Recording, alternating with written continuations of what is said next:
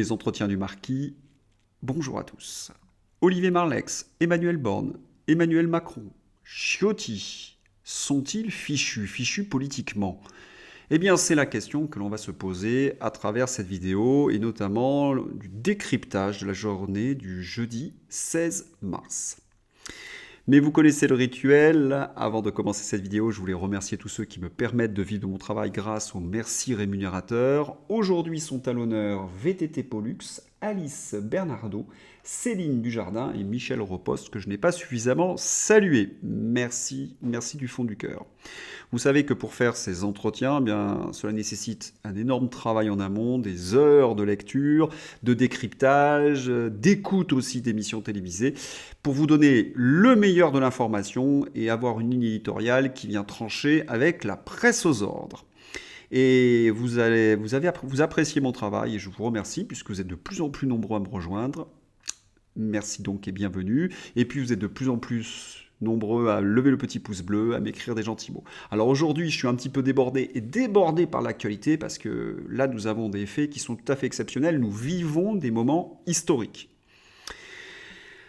Puisqu'on parle de moments historiques, eh bien on va commencer avec Elisabeth Borne. Elisabeth Borne arrive le jeudi 16 mars à 15h à la tribune de l'Assemblée nationale et elle annonce qu'elle déclenche le 49.3 sous les huées des députés et particulièrement les députés de la LFI. Ce que l'on peut dire, c'est que c'est une énorme défaite pour Elisabeth Borne et surtout un aveu d'impuissance. Ils nous ont vendu pendant des semaines qu'ils allaient écouter les Français, qu'ils allaient écouter la démocratie, qu'ils allaient faire voter ce texte à l'Assemblée nationale. Eh bien, pour s'en dédire, la responsabilité d'Elisabeth Borne, évidemment, est en jeu et normalement, dans les institutions de la Ve République, elle devrait démissionner. Elle est le fusible, en quelque sorte. On susurre déjà dans les couloirs de l'Assemblée nationale qu'elle ne pourra pas conserver son poste. Mais on se méfie toujours d'Emmanuel Macron, il ne respecte jamais l'esprit de la Constitution et il passe son temps à détourner, justement, l'esprit des lois. Mais elle aura quand même du mal à conserver une majorité après cette lourde défaite. Souvenons-nous, pendant des semaines, nous avons vu ce genre de personnages, comme Olivier Dussopt, le 12 mars 2023, nous expliquer que nous ne voulons pas du 49.3. Nous avons eu Gabriel Attal, nous avons eu Olivier Véran, nous avons eu le chef de l'État, Emmanuel Macron, nous expliquer pas de 49.3. La réalité, c'est qu'ils n'ont pas la majorité à l'Assemblée nationale. Ils ont le peuple majoritairement contre cette réforme et ils n'ont pas la majorité à l'Assemblée nationale, c'est-à-dire que certains députés macronistes ne veulent pas de cette réforme et qu'il y a des députés LR qui ne veulent pas de cette réforme. Ils ont donc essuyé une lourde défaite. Le résultat, c'est que cette réforme devient illégitime aux yeux des Français. J'ai entendu sur les chaînes de radio, à la télévision, que le 49.3, c'est la démocratie. C'est faux. Quand le général de Gaulle a utilisé le 49.3, c'était pour des cas d'urgence. La réforme des retraites, ce n'est pas un cas d'urgence. C'est un détournement de l'esprit de la Ve République et c'est ce que nous assistons depuis qu'Emmanuel Macron est président de la République. La colère est très forte chez les Français et vous savez qu'il y a eu des manifestations place de la Concorde et cette nuit, nous avons assisté à des débordements, des affrontements, des poubelles qui brûlaient. Et puis nous avons appris par nos collègues d'Omerta, de nombreuses barricades sont en feu à Paris, les protestations se poursuivent et des manifestants se dirigent vers l'Élysée. Certains condamnent ces débordements et je fais partie des gens qui militent pour la paix, le dialogue social, la démocratie.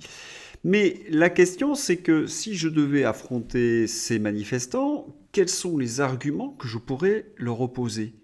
Macron a menti. Macron n'a pas écouté les Français. Macron obéit au marché financier. Et leur colère est légitime.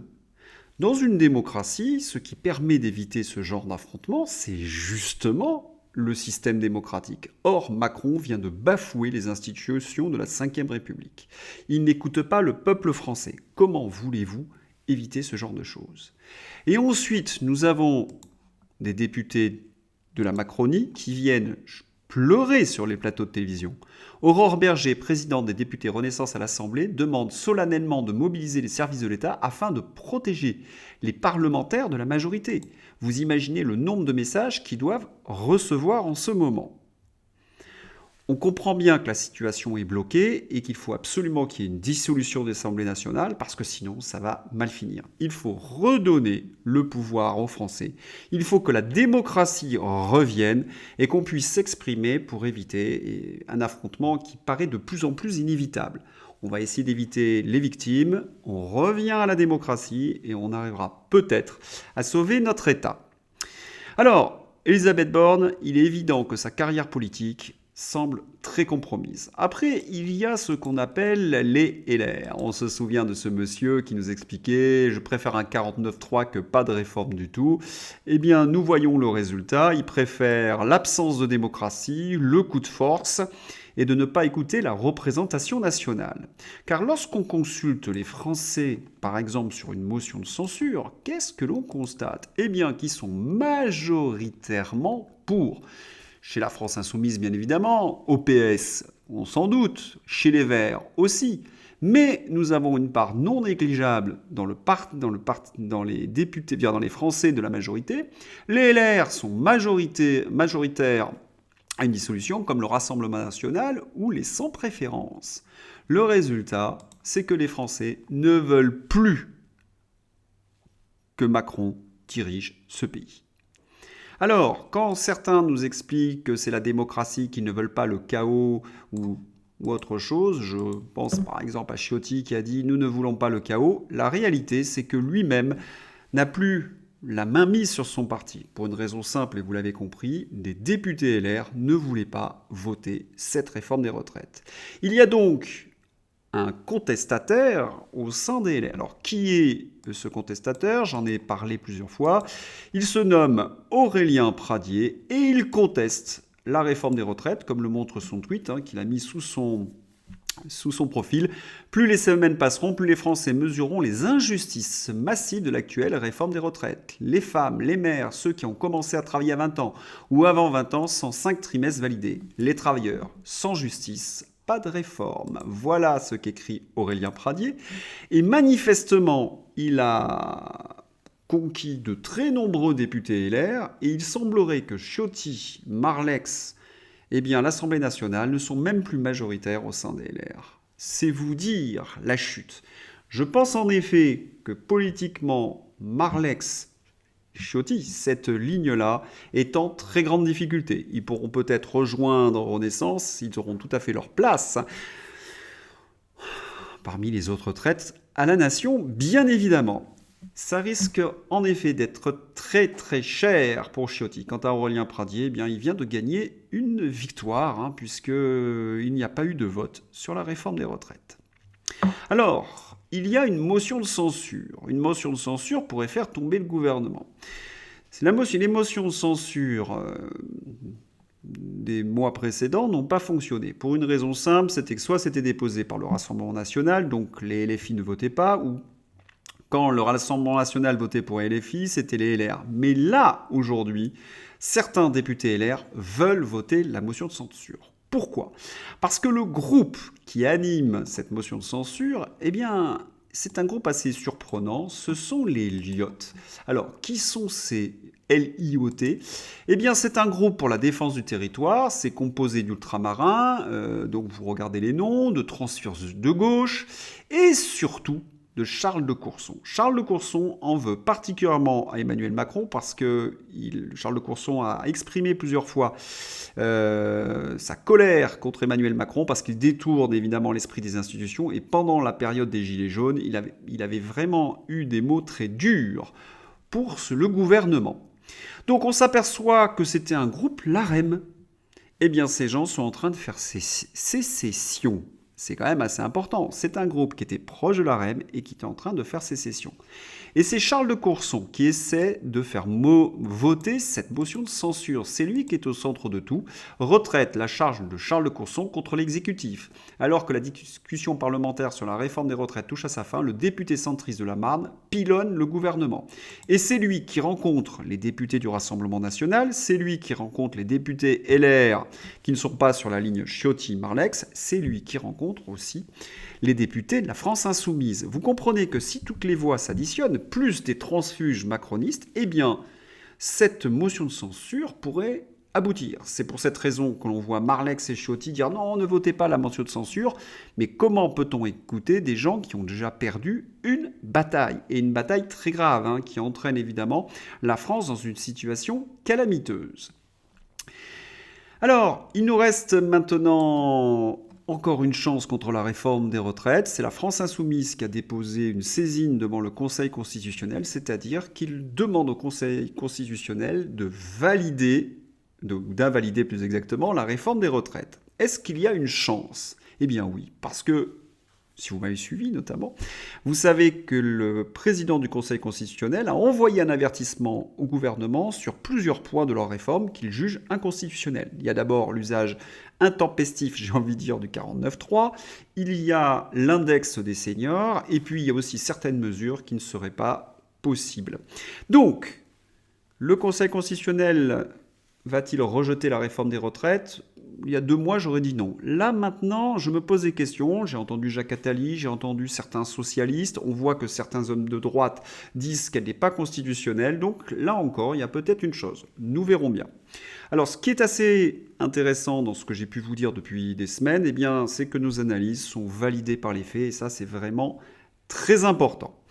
Et puis, je voudrais ajouter quelque chose. Ce gouvernement nous a expliqué qu'il voulait dialoguer avec les Français. Ils ont refusé d'écouter les syndicats. Ce gouvernement a humilié les Français, mais il a aussi humilié les patrons des centrales syndicales, comme Laurent Berger. Laurent Berger, c'était pourtant le toutou du pouvoir. Il a été humilié. Je pense que là encore, Macron devra payer cela parce que les syndiqués sont véritablement furieux. Ensuite, ils nous ont expliqué, et c'est quelque chose quand même qui est assez hallucinant, qu'ils voulaient absolument qu'il y ait un débat à l'Assemblée. 47.1, c'est un article de loi qui permet justement qu'il n'y ait pas trop de débat. Ils ont coupé le débat parce qu'évidemment, les députés donnaient des arguments contre la réforme, donc ils ont fait en sorte que les Français ne les entendent pas. 44.3, autre article de la Constitution, c'est un vote bloqué pour justement qu'il n'y ait pas d'amendement, qu'il n'y ait pas de discussion, et ça, c'était au Sénat. Et puis enfin, 49.3 pour qu'il n'y ait absolument pas de débat à l'Assemblée nationale.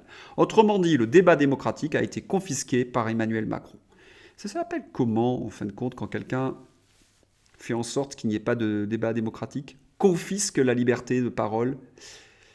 On a bien compris. Et je pense que certains analystes, je les ai regardés sur CNews, tiré une drôle de tête. Là, ils commencent à comprendre. Eh bien, je tenais à vous signaler que vous payez parfois la réforme, vous payez les retraites. Oui, vous payez les retraites quand vous prenez l'autoroute. Regardez, j'ai un article du Canard enchaîné qui nous l'explique. En effet, quand vous prenez l'autoroute, vous payez les retraites. Quoi, vous n'étiez pas au courant ? Mais si, vous financez les retraites lorsque vous allez à la caisse d'un péage. Ah oui, j'ai quand même oublié de préciser, ce ne sont pas les retraites françaises, ce sont les retraites américaines. En effet, le système européen est en quelque sorte au service des fonds de pension américains.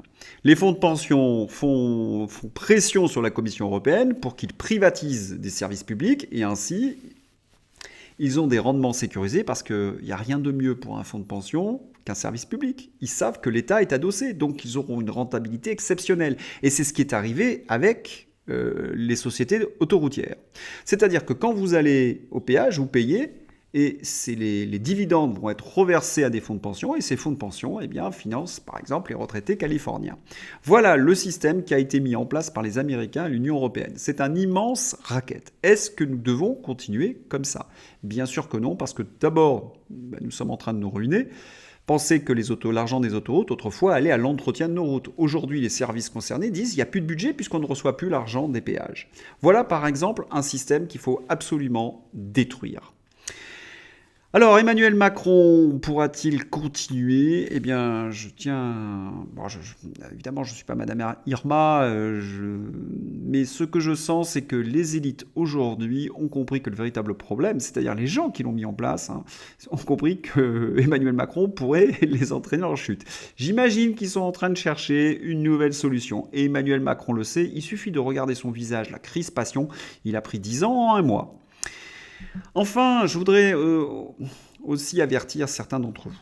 Il y a énormément de théories pour le coup du complot, et je sais très bien pourquoi elles traînent sur Internet. Alors, je vous ai expliqué la théorie de l'œuf pourri, c'est-à-dire que nos ennemis ont tendance à faire monter cette théorie pour détourner le regard des choses les plus importantes et pour faire en sorte que les Français se disent « Ah oui, ils racontent n'importe quoi ». Aujourd'hui, nous avons un dossier extrêmement solide sur les politiques sanitaires. Nous avons un dossier extrêmement solide sur Ursula von der Leyen. Nous avons un dossier extrêmement solide sur Emmanuel Macron. C'est pas le moment de se détourner de ce genre de combat pour nous parler de choses dont nous savons strictement rien et des oui-dire sur Internet. Concentrons-nous sur les vrais dossiers. Parce que c'est ça qui pourra peut-être faire tomber Emmanuel Macron et faire en sorte qu'il ne puisse plus continuer à sévir en France. Voilà, si vous avez aimé ma vidéo, n'hésitez pas à la diffuser sur les autres réseaux sociaux. Et puis là, comme moi, si je devais vous donner mon sentiment, je pense que ce sont de très mauvaises nouvelles pour Emmanuel Macron. De très, très mauvaises nouvelles. Dans une certaine mesure, c'est une victoire pour notre camp. Allez, à bientôt et puis bon week-end.